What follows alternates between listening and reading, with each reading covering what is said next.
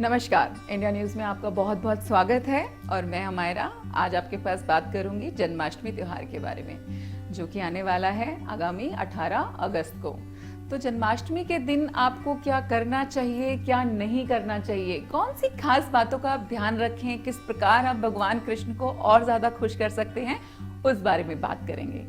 हर साल भाद्रपद मास के कृष्ण पक्ष की अष्टमी तिथि को कृष्ण जन्माष्टमी का त्योहार मनाया जाता है। इस बार जन्माष्टमी का जो त्योहार है वो 18 अगस्त को धूमधाम से मनाया जाएगा।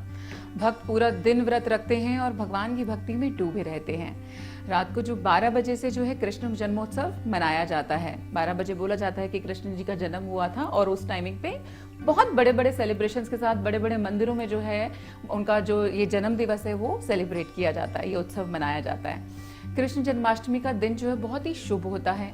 इस दिन आप पूजा पाठ करें, है ना। उस दिन पूजा पाठ करने से आपकी सभी मनोकामनाएं पूरी होती हैं। हालांकि कुछ गलतियां ऐसी भी हो जाती हैं जाने अनजाने में, जिनका आपको ध्यान रखना चाहिए। आइए जानते हैं उनके बारे में कि कौन कौन सी चीजें आपको जो है ध्यान रखना चाहिए, गलतियां नहीं करनी चाहिए।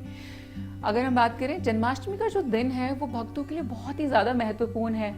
मान्यता है कि कभी भी भगवान कृष्ण की पीठ की तरफ से दर्शन नहीं करने चाहिए। हमेशा जो आप जब भी उनके दर्शन करें वो मुख की तरफ से करें, सामने की तरफ से करें, क्योंकि अगर आप उनके दर्शन पीठ की तरफ से करेंगे तो आपको जो है वो दर्शन जो है पूरे तरीके से नहीं हो पाते और आपको पूरा फल भी जो है उसका नहीं मिल पाता है। दूसरी बात का आप खासकर ध्यान रखें, जैसा कि मैंने आपको बताया कि पीठ की तरफ से दर्शन नहीं करने हैं, ठीक उसी प्रकार जब आपने व्रत रखा हुआ है तो 12 बजे से पहले आपको जो व्रत है वो नहीं खोलना चाहिए, है ना। समय से पहले अगर आप व्रत खोल लेंगे तो आपकी पूजा, आपका व्रत दोनों अधूरे रह जाते हैं। तो ऐसे में व्यक्ति को उस व्रत का और उस पूजा का पूरा फल नहीं मिल पाता। जन्माष्टमी के दिन भगवान कृष्ण को कोई भी भोग बिना तुलसी पत्ते के जो है नहीं लगाना चाहिए। आप लोगों को पता होगा कि कृष्ण भगवान को तुलसी बहुत ही ज्यादा प्रिय है, इसलिए उस दिन जो भी प्रसाद बने, जो भी भोग जो है भगवान के लिए बने, उसमें तुलसी के पत्तों का होना अनिवार्य माना गया है। उससे जो है क्योंकि विष्णु जी बहुत ही प्रसन्न होते हैं, है ना, क्योंकि तुलसी उनको बहुत ज्यादा प्रिय है। अब हम बात करते हैं कि जन्माष्टमी वाले दिन आपको पेड़ पौधों को काटना नहीं चाहिए, क्योंकि वो बहुत ही अशुभ माना जाता है। नॉर्मल लाइफ में भी मैं बोलती हूँ कि पेड़ पौधों को बिल्कुल भी नहीं काटना चाहिए, क्योंकि आप देख रहे हो कि कितने सारे इश्यूज हमारे पास ऑलरेडी हैं। तो सेम बात ये देखिए, हम आज नहीं कर रहे, बात बहुत पहले से चली आ रही है। कृष्ण भगवान भी जो बोलते हैं कि आपको जो है इस दिन पेड़ पौधों को नहीं काटना चाहिए, क्योंकि उसके अंदर कहा जाता है कि श्री कृष्ण भगवान खुद जो है पेड़ पौधों में वास करते हैं। तो अगर आप उनके जन्म वाले दिन पेड़ पौधों को काटेंगे तो आपको कहीं ना कहीं उसके परिणाम थोड़े से गलत भुगतने पड़ सकते हैं। तो इस बात का आप खास ध्यान रखें।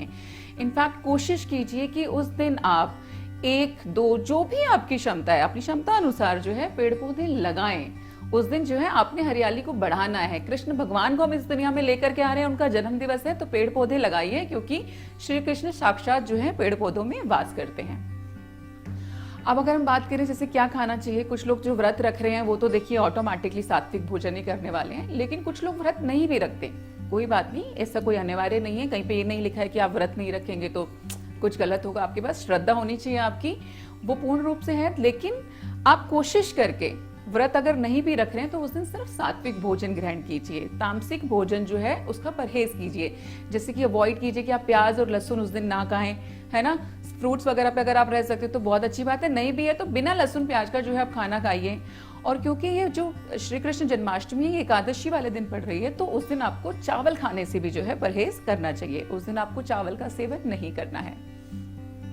जन्माष्टमी के दिन किसी भी व्यक्ति का अपमान नहीं करना चाहिए। किसी को भी आप जानबूझ करके बेइज्जत ना कीजिए, है ना। किसी के भी इमोशंस को आप यहाँ पे हर्ट मत कीजिए, चाहे वो अमीर है चाहे वो गरीब है। It just should not matter for you, है ना। वो आपके लिए महत्व नहीं रखता कि वो इंसान क्या है, कैसा है। आपने ये ध्यान रखना है कि आपने क्या करना है, और उस दिन आपने नोइंगली किसी के भी इमोशंस को ठेस नहीं पहुंचानी है, किसी का भी अपमान नहीं करना है। और बाय चांस कई बार होता है कि गुस्से की वजह से, एंगर अपने आप में सबसे बड़ा दुश्मन है आपका, तो वो आपसे काम बहुत आसानी से करवा सकता है। जाने अनजाने में गुस्से की वजह से अगर आप कुछ ऐसा कर भी देते हैं तो जैसे ही आपको रियलाइज होता है कि आपने कुछ तो गलत किया है, आप उस इंसान से माफी मांग लीजिए।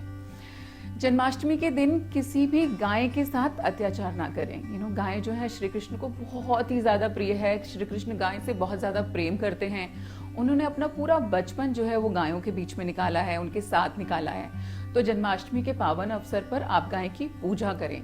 ऐसा करने से श्री कृष्ण का जो आशीर्वाद है वो आप पर बना रहेगा, बहुत ही प्रसन्न होंगे और आपकी मनोकामनाएं बहुत जल्दी पूरी होंगी। धन्यवाद।